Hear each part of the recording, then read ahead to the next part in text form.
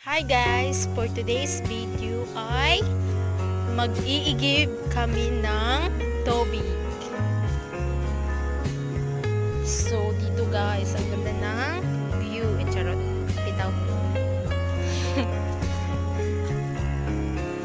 Doon.